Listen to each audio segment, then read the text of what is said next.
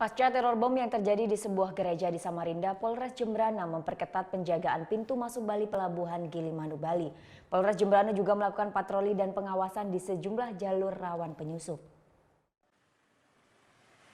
Polres Jembrana memperketat pengamanan di Pos 2 Pelabuhan Gilimanuk pasca terjadi teror bom molotov yang terjadi di sebuah gereja di Samarinda, Kalimantan Timur pada Minggu kemarin.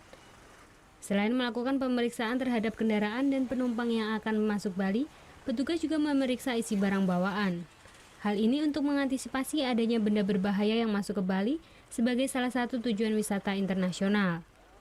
Kapolres Jembrana AKBP Joni Widodo menjelaskan pasca terjadinya aksi teror di sebuah gereja di Samarinda, pihaknya langsung meningkatkan pengamanan.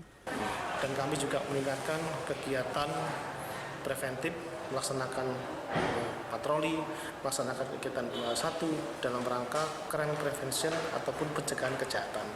Dan kami juga meningkatkan kegiatan pengamanan di semua tempat-tempat ibadah. Selain penjagaan di pintu masuk Bali dan penjagaan di tempat-tempat ibadah, Polres Jembrana juga melakukan pengawasan di beberapa lokasi yang disinyalir menjadi jalur tikus yang digunakan penyusup untuk masuk ke Bali seperti patroli laut dan operasi justisi di daerah pesisir Bali bagian barat. Surya Sanjaya melaporkan untuk NET.